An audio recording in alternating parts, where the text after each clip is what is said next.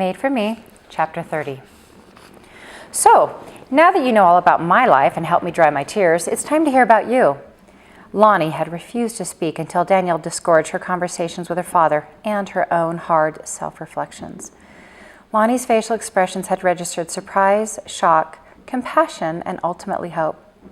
Andre was and is hot and smart and fun, Lonnie said, taking a drink. But as Stephen said, there are others, no doubt, who will be happy to take his place. Not that you were remotely close to getting involved again. Right, thanks to you for urging me along, said Danielle. Lonnie shook her head decidedly. Oh, no, you don't. Don't even think that I did more than encourage you to get out and experience some of this town. The rest was all you. Danielle laughed. Guilty, guilty. So now that I'm taking a temporary hiatus on the romantic front, what do you have to tell me? Stephen hinted that you might have some plans regarding moving into a new place? Lonnie pressed her lips to one side. Did he tell you anything else? No, nothing at all. We were on the phone for just a few minutes before you got on. What else is going on? Lonnie leaned forward, setting her glass down. We both wanted a new place, but I found out for different reasons. For me, it's about time, a reward for struggling so long. Stephen's primary motive was finding a place with another bedroom for a baby. Danielle began to give an exclamation of joy until Lonnie's expression stopped her. It's not going to happen, Danielle. Not now. In vitro didn't work? No, we haven't tried and I don't want to. Danielle unconsciously dropped her head forward, the news tugging at her lower lip, causing it to jut out. Yes, I can't imagine you're surprised, but it's not all that shocking. Not from my point of view. You want to wait? Lonnie nodded. Yes, but not just for a little while. Danielle, I'm not sure I ever want to have children. At this, Danielle couldn't help herself. What? When did this happen? Over the last little while, but I guess starting when the remodel happened and then the first few weeks of the restaurants. Lonnie seemed to struggle with her feelings. Her eyes were light and dark, the smile on her lips turning down as though thinking about the situation pained her. I'm just so happy to be finally doing what I love and doing it well.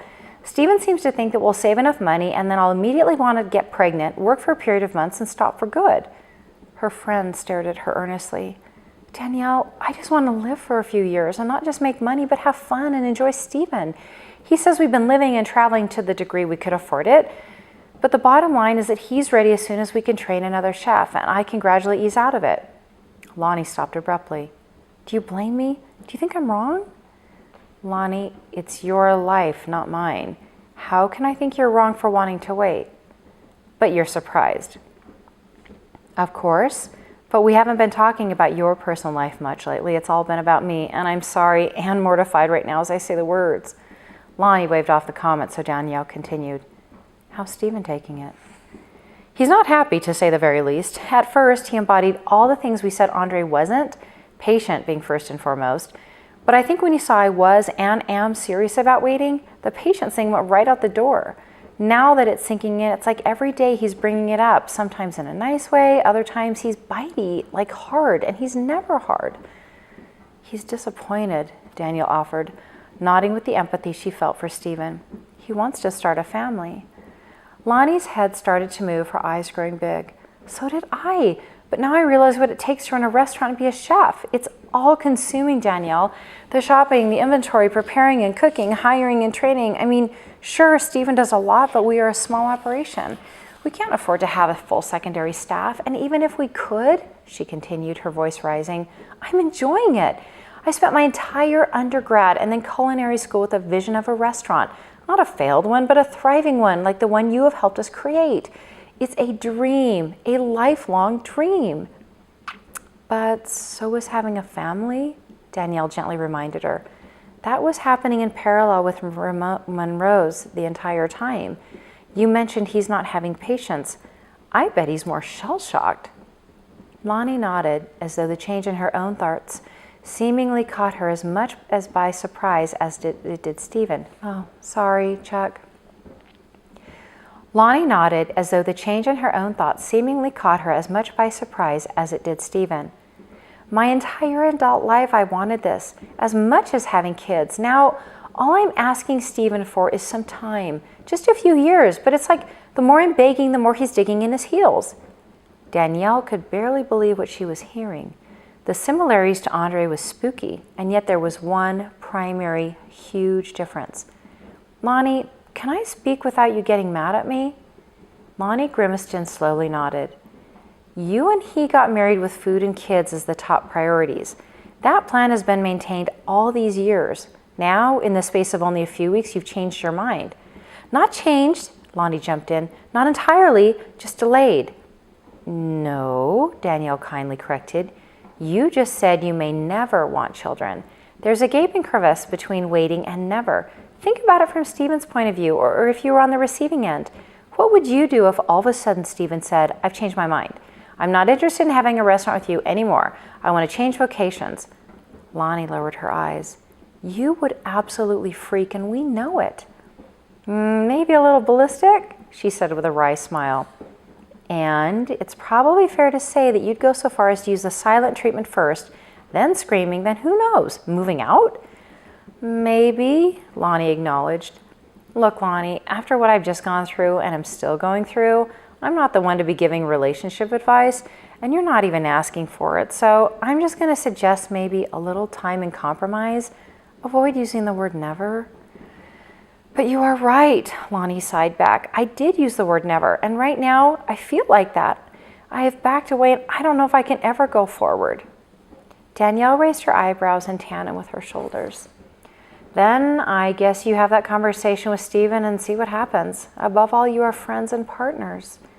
For nearly a decade, Lonnie added. Exactly. Don't throw it all away because you have 6 weeks of great restaurant under your belt. Who knows? In another 6 months, you may come to me and say, Danielle, this has been great, but it's too much. I can't handle the hours or the stress, and you might ask me to find a new chef. Lonnie looked offended. You think I'd do that? Danielle shrugged complacently. If you did, what could I do? People change, Lonnie. Things change. I'm just saying that you don't know what will happen, and neither does Stephen. Change is hard, Lonnie said. Yeah? And not all relationships make it through. But I'm guessing yours will no matter what. The lunch ended with Lonnie giving her a massive hug. Take care of yourself at home and don't call. Enjoy your time with your father. Danielle promised, her mood much improved after the conversation. Lonnie and Stephen would encounter a few more bumps over the next year. She was sure of it. But with the money rolling in, it was no surprise Stephen was anxious. A new place, savings, and then the natural next step of adding children. Danielle guessed Stephen might continue to be irritated and would indeed need to learn some patience. Lonnie's long-term goal of having a family wouldn't change. It would just be delayed, as she said. It would all work out, unlike her situation with Andre, which was over now. She determined to stop thinking about him if she couldn't do it positively. Danielle drove the rental car off the paved road and onto the crushed gravel. She smiled at the sight before her. The deep potholes were filled in, the roof was new, and the tiles that were cracked or fallen off had been replaced. The lawn hadn't looked this good since just before her mother passed away. At least the money she was sending home had gone to some use. Sitting in the driveway, she placed a phone call. I'm sorry, I couldn't help myself, Danielle began. She was anxious to hear what the last 15 hours had meant to her two good friends. We are officially booked out 2 weeks, and the walk-in waiting line is 30 minutes on the weekend, Lonnie reported. We're killing it. That's not what I'm concerned about, Danielle added. I know. That night we talked. I apologized for springing it on him, which he appreciated. But Danielle, I was honest. I tried not to use the word ever or never, but I did. I just can't promise how I'm going to feel in the months ahead. Danielle sighed. Who among us can? She invoked a very scholarly tone of voice, and Lonnie laughed, then told her not to call again. Danielle meandered through the home, inspecting every inch. The toilet paper was stocked, the bedsheets clean, the fridge full. All the things caretakers were supposed to do if they were done. Either they were really doing their job, or her father had called in the SWAT team prior to her arrival. She found him outside in the backyard, cutting the perennial flowers her mother had planted the year prior to her death. She observed him for a few minutes, bent over, carefully snipping the roses just above the bud line. Her father had lost a dramatic amount of weight, 60, maybe 70 pounds, changing his look from oversized to merely big.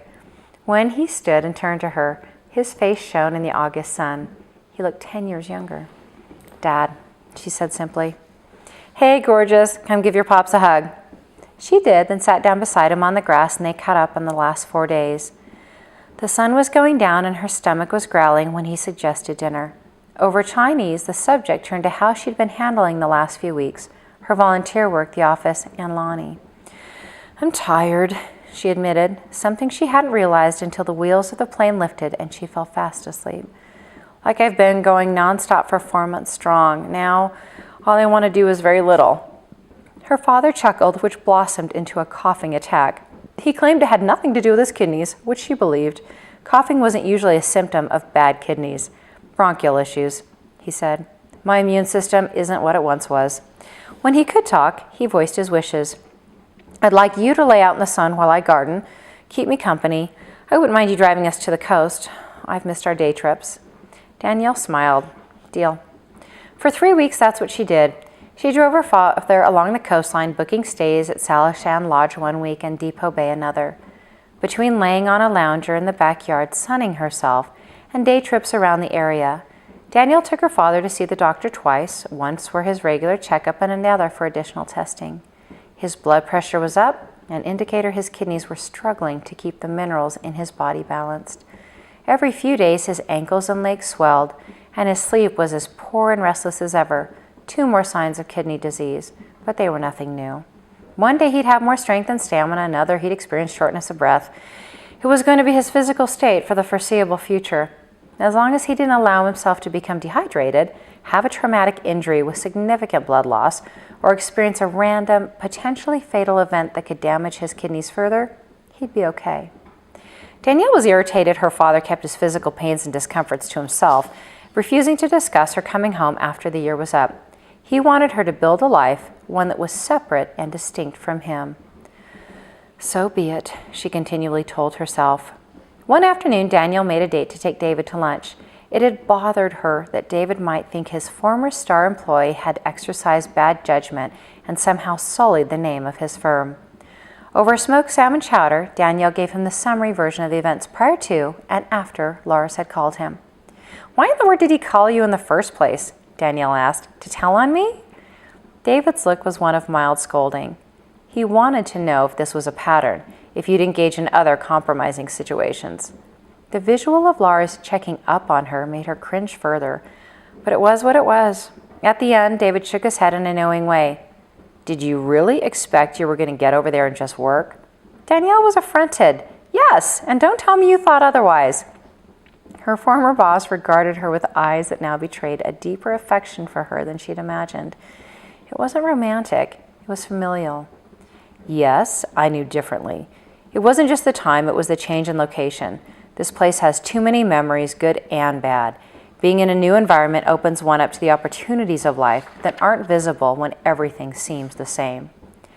David then asked about the Swiss culture, the schedule she kept, her coworkers, and management. When it got to Lars, David remarked that even when Lars was clearly furious with her for seeing Andre, he never once wanted her to leave, and in fact, seemed to hold her in the highest regard. Danielle thought of the look of fury Lars gave her on the boat. "Regard? I produce good numbers, which is all he cares about." David gave her a thoughtful gaze. "I think Lars admires you very much." Danielle tilted her head, giving her, "Sorry, Chuck." Danielle thought of the look of fury Lars gave her on the boat. "Regard? I produce good numbers, which is all he cares about." David gave her a thoughtful gaze. "I think Lars admires you very much." Danielle tilted her head, giving him her version of a reluctant acknowledgement. "Like I said, he cares about the numbers, but I know I did the right thing. His admiration is secondary." "And in the end, that's all that matters," confirmed David. "Friends are fleeting, but respect is eternal." When her time in Oregon came to a close, Danielle was 2 shades darker, and her hair had honey gold streaks framing her face. She boarded the plane feeling like she was starting all over again with no emotional attachments, a good job, and a nice place to live. No, she wouldn't have Andre, but as her father said, he'd given her an insight to a world where work could coexist with love and passion. Now she knew what to look for. She closed her eyes. It was going to have to be pretty darn good to beat what she had.